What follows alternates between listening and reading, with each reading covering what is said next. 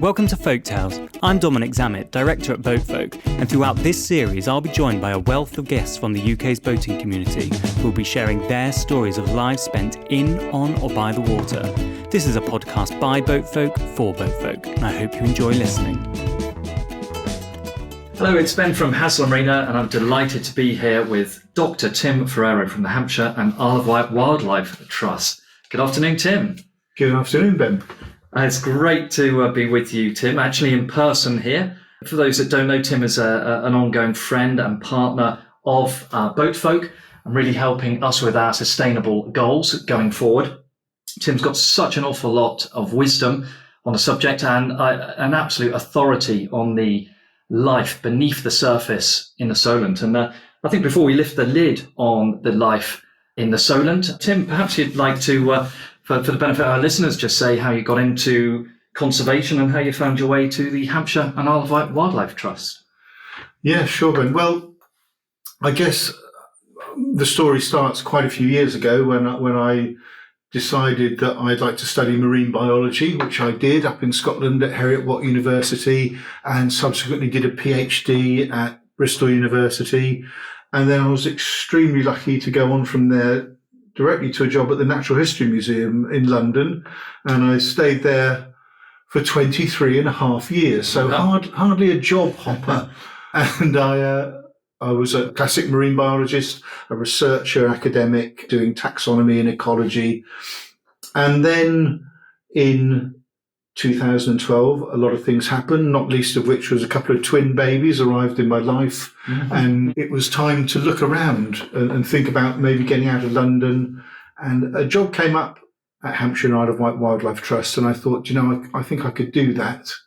I've been becoming more and more interested in my work in communicating and talking to people about marine biology, about environmental issues. And I'd done a lot of my research was on things like oil spill impacts and other environmental impact work. So it seemed like a natural fit. So since 2013, I've been back down on the south coast where I grew up in the late 60s and 70s, learning about this fantastic environment that we have here in the Solent and broadening out, trying to get those messages across, building up my skills, and then hopefully passing on information to others so that they can really do things. It's amazing, fascinating stuff, Tim, and really is so interesting to hear the background. And congrats on the twins, and hope they're getting on well.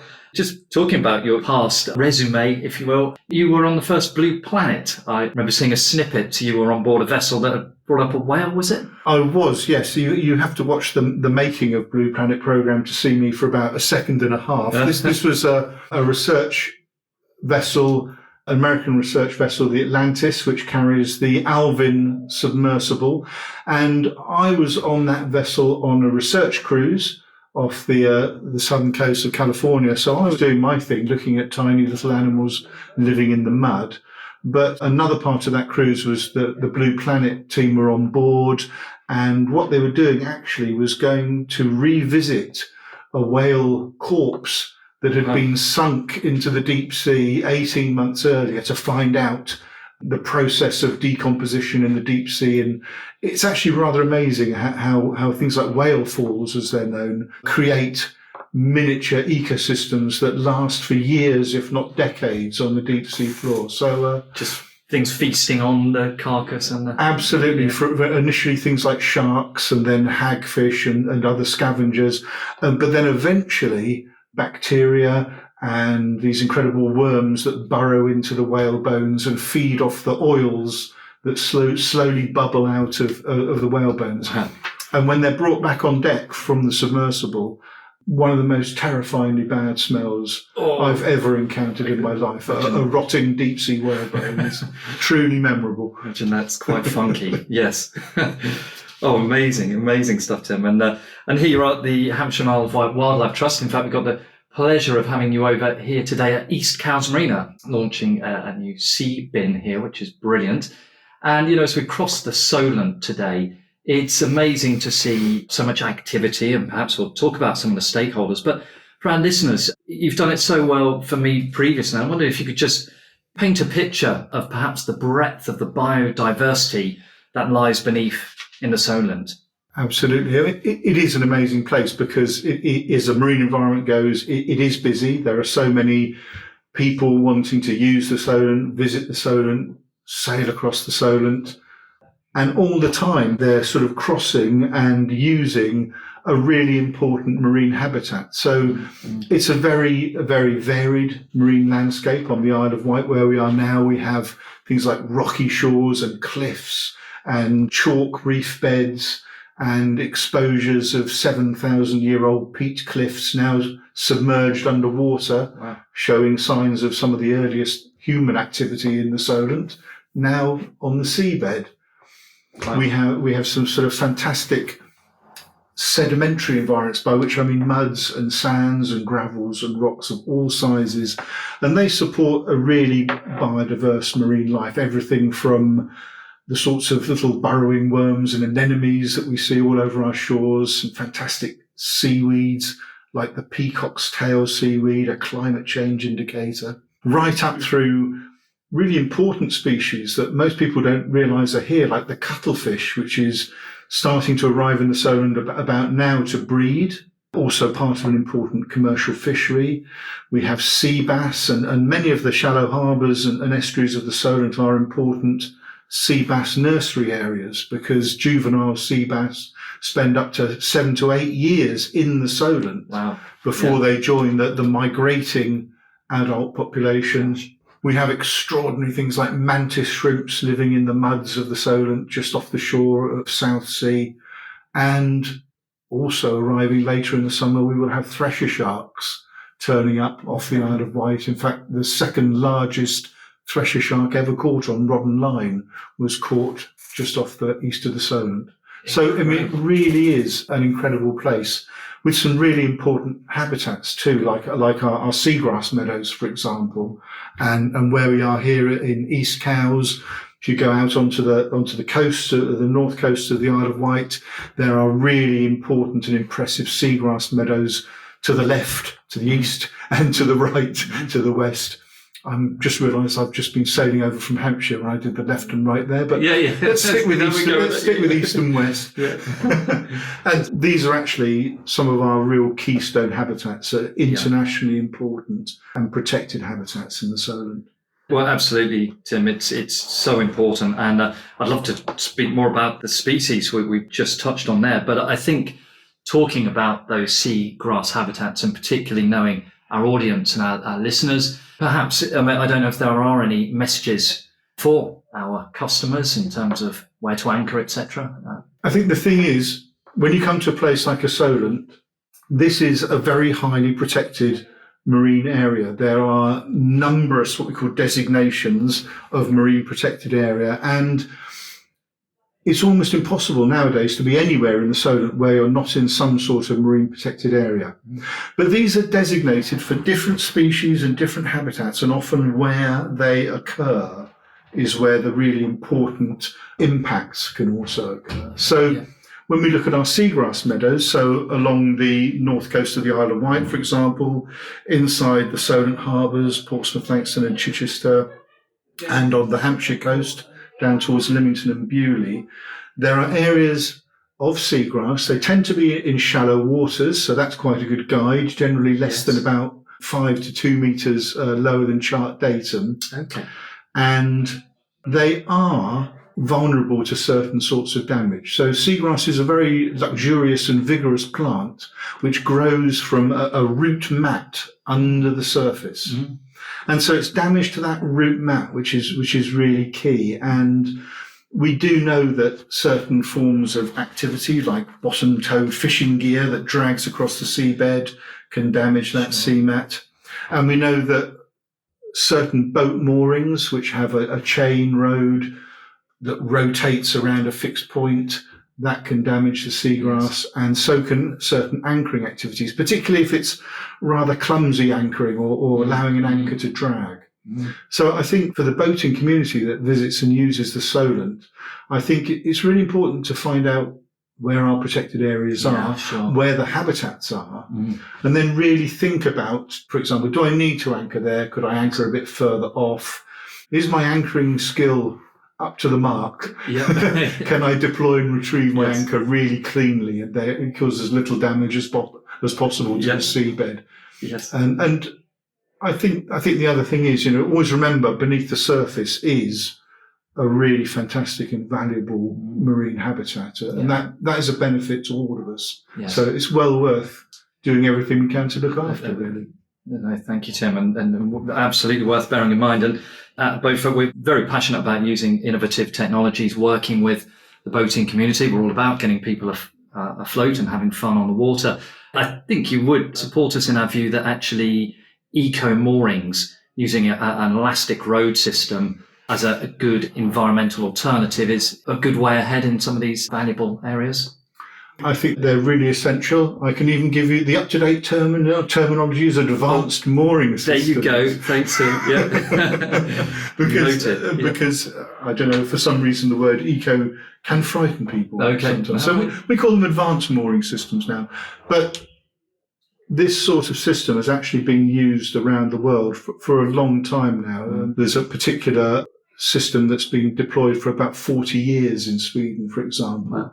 And they're going in numbers all around the world. And we've been a little bit behind the curve, but they really do take most of the problem away by lifting up chain roads or anchor chain, the damage from the chain road in particular. No abrasion, so that you no longer drag a chain around the seabed with wind and tide, lifts that impact up, but you can still moor, you're still safe. And the elasticity of the road gives you the same protection against snatch, for example, as your sort of catenary of anchor chain or mooring chain would provide. I think they really are the way forward. That's why we call them advanced as opposed to primitive mooring systems. Forward thinking, And I think it's really great that boat folk are very much leading the game by doing this work. We'd love to see them. And that's great to have your endorsement as well, of course, on that. And just for our listeners as well, Tim, just to really emphasise why seagrass habitat is so important. You hear a lot about the carbon sink properties as well as the nursery ground. Perhaps you could talk a little more around why it's so important. Absolutely. I mean, the ways in which we benefit from seagrass are many and various. We do have, they support biodiversity in themselves, which is important.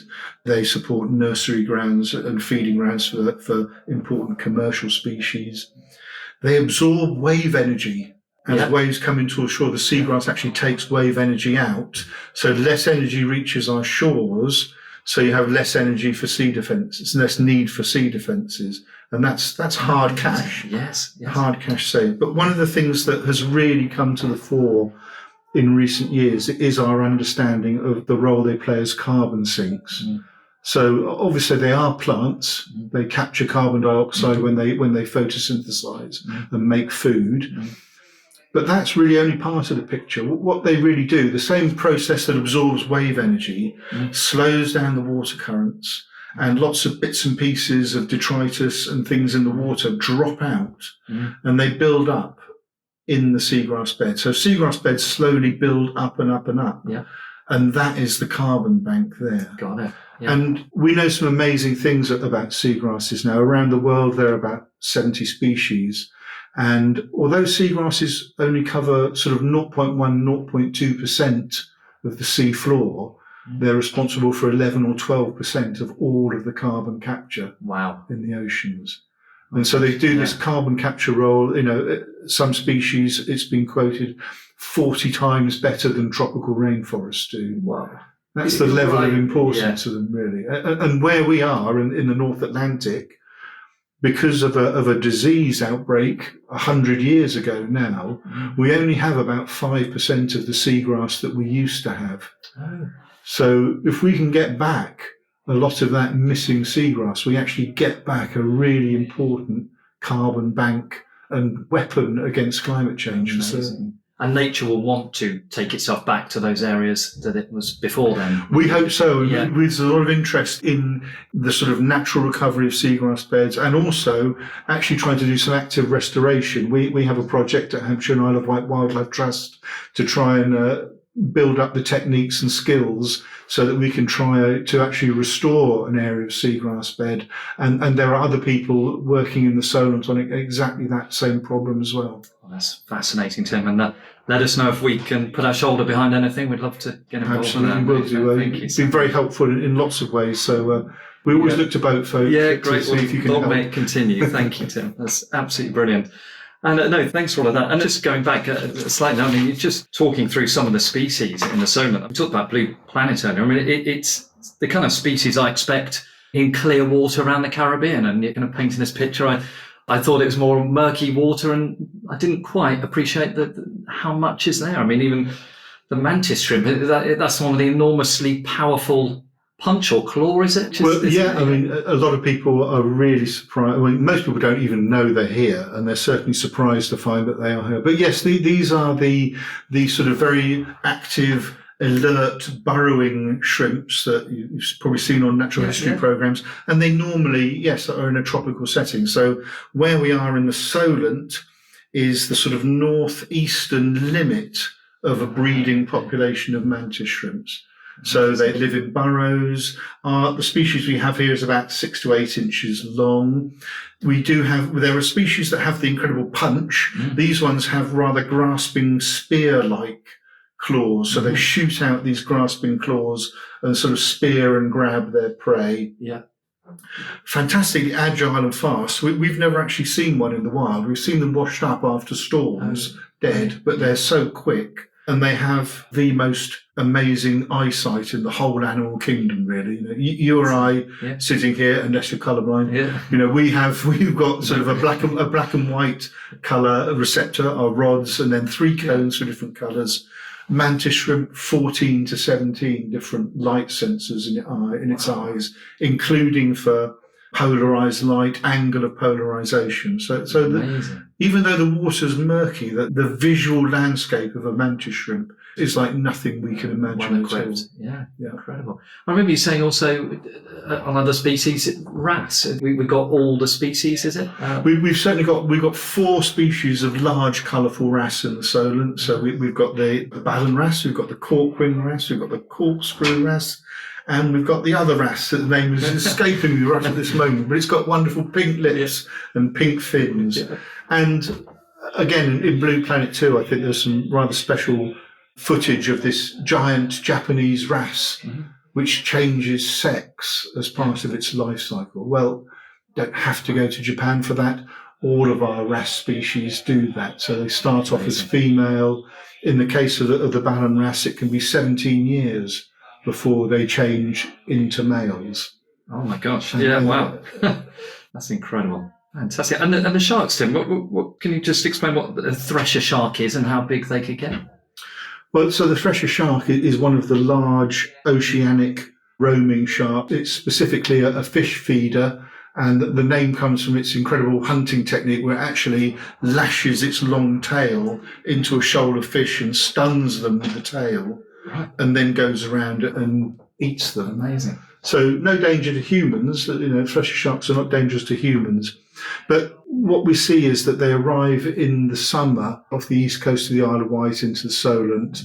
And there's a group of anglers that fish for them. And the fact that youngsters are found quite often, it suggests that this area where we are here is actually possibly an important pupping ground for thresher sharks. Really? So most of their life, out in the Atlantic, ocean roaming sharks, but amazingly coming to the Solent to breed, up the Western Channel to the Solent to breed. So we know that obviously, like most shark species, they're at risk. They're vulnerable. There's shark finning still going on around the world, and they do get caught as bycatch and killed in fishing nets. And as part of our Secrets of the Solent project, which is our lottery-funded project, we're going to come on to that, which is how we first encountered each other. Really, of course. We were hoping that we might be able to do some satellite tagging of a thresher shark and actually try and learn a bit more about their movements. Amazing, so much to learn still. And actually, so I think on those, they're the beautiful ones with a very long swept back. Very long tail, The tail, can be as long as the rest of the shark, basically, and they grow to be hundreds of pounds in weight. So it's one of the big oceanic sharks. Amazing. Absolutely amazing, Tim. So much to ask you about. On your long list of species, was it peacock seaweed? The peacock climate seaweed, indicator, yes. You were saying? It was... So we have to go down the size scale now. This is a rather diminutive little seaweed, which it is kind of shaped like a curled fan with some rather attractive bar markings across it, superficially like a peacock's tail, but you know. We only really find this on the south coast of the Isle of Wight. You can find it as far as Benbridge, and it is not on the mainland, for example. And the peacock's tail is, we think, a climate change indicator. So we think it's at the very northern extent of its range. So, you know, as temperatures rise, as they are, or continue to rise, I should say, it's likely that they could jump. And so that's why we do our things like our intertidal surveys, looking at what's growing on the shore to try and pick up those jumps. Because interestingly, for peacock's tail, we now know that we're at the limit of its range. But 100 years ago, there are records of peacock's tail from the north coast of Scotland. Wow. And that is interesting, because if we were cooler then overall, what's it doing up there? But I guess one of the possibilities is we do know that one of the impacts of climate change is that the Gulf Stream is weakening. And so maybe 100 years ago, although the water in the channel was cooler, the Gulf Stream was stronger and was sending warmer water further up to the north. So it is one of those. Because we're at the edge of this range, we can spot change and we can spot movement in the way that you wouldn't do if you were right in the middle of an animal or plant's range. Yes. Oh, fantastic! So interesting, Tim. So many questions. I'll try to get some highlights. Talking about sea bass, really interesting. 7 to 8 years, you were saying, until that they could grow up effectively. Obviously, fishing wise, I guess there's a certain size which is unacceptable to land. But I think I remember in one of your previous talks, you were saying actually, quite literally, the mothership, when they can get to a certain age and size, actually that's when they're really productive in terms of. Perhaps you could just tell us a little bit about that. Sea bass tells us, sort of encapsulates a lot of the story of fisheries and what we think about when we talk about sustainable seafood, because it's a very desirable food fish. People pay, good money for sea bass, for wild caught sea bass, and it's a sport fish as well. So anglers pursue sea bass as well. Unfortunately, it's a stock that has really got into trouble in recent years. So there are much fewer sea bass around than there used to be. And one of the issues is that, yes, they are long-lived, slow growing. So a sea bass can be really quite old and really quite large before it starts reproducing. So that's why a 40, I think the current size is 44 centimetres, 43, 44 centimetres. That's a big fish. And at that size, only 50% of them have actually bred. So it's really important that we have these sort of like minimum sizes for catching bass, so that we don't essentially catch the fish before they've had a chance to breed. So at the moment, there are still really quite strong restrictions on sea bass for both commercial fishers and for anglers, bag limits. I would strongly recommend any of our listeners today to check up on what the bass regulations are if they do a bit of fishing off the boat. Great advice, Tim. Because this is a stock which needs to be supported until it recovers, and then our approach to exploiting it has to change. Really, we have to make sure we only take the larger fish that have had a chance to breed, and then we get the next generation. Key message. Thanks, Tim. That's absolutely brilliant. Tim, just fantastic talking this through. And we touched there on Secrets of the Solent, and as you say, we've very proudly worked with you and had a lot of fun helping get you up in a plane each year, counting seal numbers under the kind of umbrella of the Secrets of the Solent. And perhaps for our listeners, you could just talk through the Secrets of the Solent. Right. So, yes, Secrets of the Solent is one of our main marine projects at the Trust, and we're funded by the National Lottery Heritage Fund. Always a bit of a mouthful to say that one. And we've been going for about 2 years. We obviously have had a furlough and a bit of a pause in activities because of COVID-19, but we're sort of up and running again now, which is brilliant.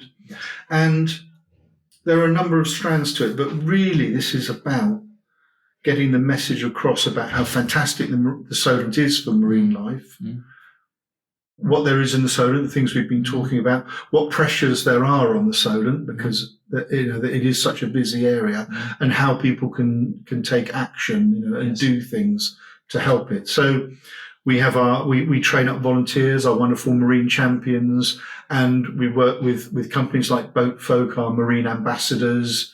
We are training people to talk about sustainable seafood, for example. So we're building a volunteer network to get the message out.